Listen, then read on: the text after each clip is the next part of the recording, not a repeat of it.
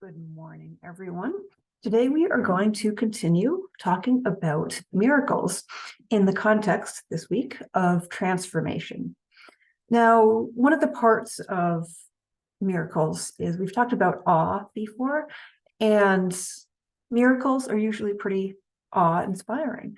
But sometimes miracles can be explained by reason, but that's okay because reason and awe are not mutually exclusive. Some transformations can happen really quickly right in front of us. Like it's a beautiful day and all of a sudden a thundercloud comes by and we get a thunderstorm. Some transformations can happen slowly, like the tide of the ocean going in and out. If you try to watch it, at least here on the Maine coast, you aren't really going to see it unless you sit for a while. And like if you notice a certain stick or rock, and it's like, oh, it's past that now. And you really don't see it moving. Or think about a baby growing up into a toddler, growing into a child, growing into an adult. At a given time, you can't see someone aging, but they are aging all the time. Or think about the leaves changing on the trees. That's another very slow transformation. It's a beautiful one. So I'm going to do a couple of little demonstrations here that show transformation of the state of matter. So in science, we've got three different kinds of states. There's solid, liquid, and gas. And I'm not going to do anything involving gas because I didn't want to have to like bring a hot plate up to the computer. I was thinking do water, but what happens if you boil water? It steams, right? It turns into gas. But we're going to look at solids and liquids. So we will revisit this one to start. It's an ice cube, and I bet you know what's going to happen to it. And you know what just popped into my head was in Frozen. It's the name of the movie. And the snowman in the song, he's like, I can't wait to find out what summer is like. And yeah, we all know what he's going to would end up like in the summer because snow and ice melt. So, but right now it's solid. And the effects of, we will see by the end of the lesson, what room temperature does to this, what seems to be and appears to our eyes as solid, right? That's what it is. And then I do have some liquid, water, and cornstarch. And this is always fun. So you've probably done this before, but if I put some water into the cornstarch, it transforms into something really cool. I might have put too much water in. I think I did. But so it's not going to be quite what I wanted to show you. But you could do it yourself at home. I'm sure you've got some cornstarch in your kitchen. And the cool thing about it, except I put too much water in, so it sort of failed. But normally what happens if you put the right amount of water in, it seems like solid. And then as soon as you like stick a spoon in and start moving it around, it sort of turns into liquid. So this is almost something like the ice cube, a slow transformation. Oh, some water in there now though. See it at the bottom. Beginning to melt. But the cornstarch and water, when you mix it together, it happens right before your eyes because it like seems solid, and then you can move it around and it oozes and turns into this liquid. So it's really cool. So transformations are all around us, happen every day, happen in science. Some we see, some we don't. And so think about how long it takes that ice cube to melt, right? Does that seem like something that's miraculous to you, this transformation of, I mean, you know it's going to melt, right? You probably don't think of it as being particularly miraculous. Ice cube melt, big deal. But if you think about it, it's this solid thing that's really hard, and then it transforms into liquid. Would you consider that miraculous? If it happened instantly, like you took it out of the fridge and it just goes the freezer, it goes and it's water. Would that seem more miraculous? And just the fact that you know why it turns into water, because you kind of do know that, does that make it feel less than a miracle? The fact that you know how it happens. So I'm going to read you a story today called The Snake Husband. and it's about transformation. This is a Korean folktale, and it's kind of similar to the European folktale, The Frog Prince. Once there was a woman who had a son late in life, and much to her surprise, he was born as a snake. She covered him with the bamboo hat she wore to work outside in the fields, but rumors spread very quickly. There were 3 sisters in the same village, and when they heard that the old woman had her baby, the oldest went for a visit and asked to see it.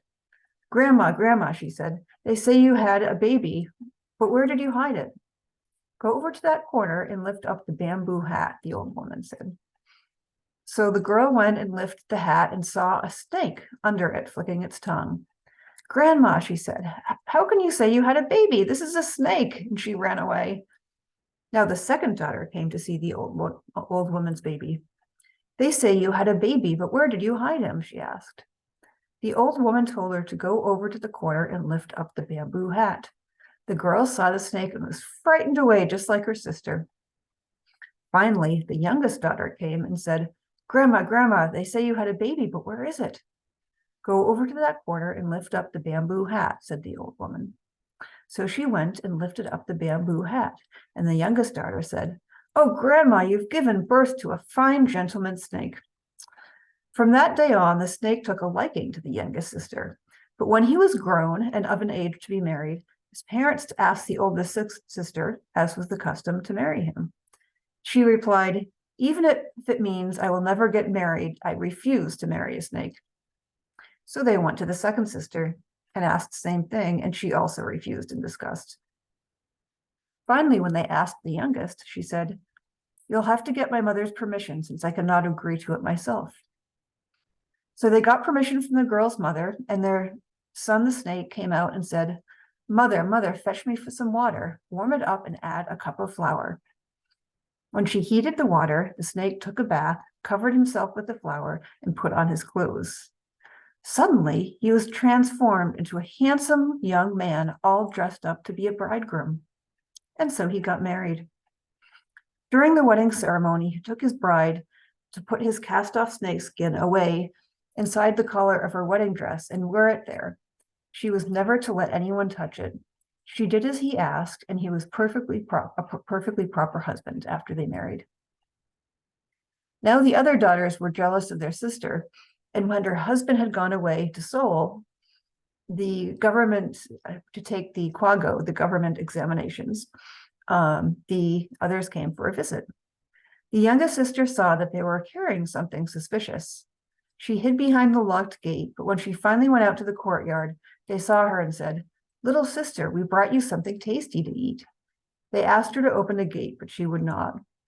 The oldest sister said she was carrying a pot of black bean soup and her hands were getting burned. "Hurry up and open the gate," she demanded, and the youngest had no choice but to let them in. Her sisters said they wanted to groom her head for lice. The youngest tried not to let them pick through her hair, but they were so insistent, once again, she had no choice. And then before she knew it, they had taken the snakeskin from her collar and thrown it into the fire. In an instant, it was consumed in the flame. When it came time for her husband to return from Seoul, he did not come, for he sensed that his wife had lost his molted snakeskin. And so the young wife set out on a long journey in search of her husband. Though her clothes were tattered and her face was smudged and dirty, she traveled near and far, making inquiries. Where people were planting crops, she stayed and helped with planting. When they were doing laundry at the riverbank, she stayed and helped pound their clothes against the rocks. And if they were making winter preserves, she stayed to help with the pickling. And so by and by, she slowly made her way to Seoul. When the wife finally reached the capital, she went to a straw-roofed house to beg for alms, and she was given some money and some millet. She tried to take the millet in a sack, but the grain poured out through a hole in the bottom. The young wife started picking up the millet with chopsticks, one grain at a time. She was still picking up the millet grains when the sun went down. "Please let me sleep here for the night," she asked. "There's no place here for you to sleep," said the owners of her house. But she pleaded and pleaded, and they finally allowed her to sleep in the cowshed. Though she did not know it, the young wife had come to the very house where her husband was staying. That night the moon was full, and the wife was unable to sleep. She sang this sad song. O moon so bright, O moon so bright, is my husband in your sight? Though I myself, as eyes to see, I cannot see where he may be. The husband was still up poring over his books, and he heard the plaintive song. He paused his studying. I've heard that voice somewhere before, he said, but thinking that his ears must be deceiving him, he went back to his reading. Then he heard the song again, and once again, and with sadness in his heart, he endured the melody. But when he heard it for the third time, he sent his personal servant outside to find out who was singing. The servant went out into the courtyard and saw the sad creature singing in the moonlight. He went back to the husband and explained who she was. She's just a beggar, he said. We gave her a handout during the day. She lingered here picking up millet with chopsticks, and when the sun went down, she asked for a place to sleep, so we said she could sleep in the cow shed. She's the one singing that pathetic song. The husband went outside to see for himself. He pretended not to notice her, and the wife sang the sad song again. You, said the husband, who are you? Show yourself. The wife was too embarrassed to show herself, looking like a common beggar. She sang the song again. O moon so bright, O moon so bright, is my husband in your sight? Though I myself have eyes to see, I cannot see where he may be. She sang again and again. You, old woman, where are you from? Said the husband.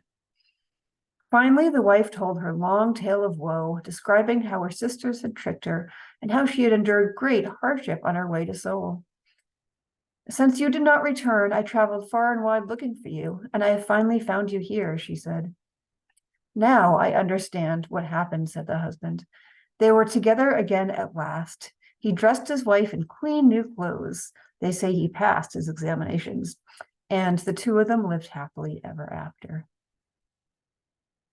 Now, the story also reminds me a little bit of the Irish tale about the Silkie, a man who steals. So Selkie is somewhat a woman that's a seal that turns into a woman. And the husband's, there's various versions of the story, of course, the husband steals the seal skin and hid it from her because she can't go back to the sea without her skin.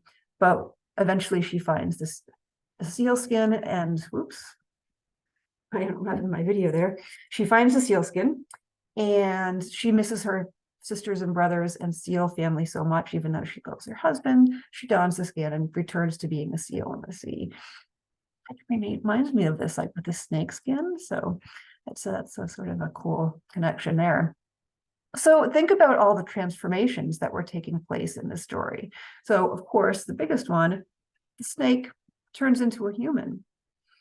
But there's other transformations that happened as well, such as the snake or the husband leaving the youngest sister that became his wife. He went from being transformed from being a husband. He transformed his role in her life, right? He was her husband, and then he's off and Seoul doing something else, and he's not there anymore. So that's a transformation of sorts. And the younger sister that became his wife, she went through all sorts of transformations herself. She went from being the younger sister to a wife, so she also changed her role. And then she turned into a beggar. Here she was, and that was, lived with her husband and did okay. But then when she went off on her own, she had to beg for food and work for a bite to eat and a place to sleep at night. So she transformed as well. There was lots more transformations than just the snake to the human in this story. So do you think of these transformations are a miracle?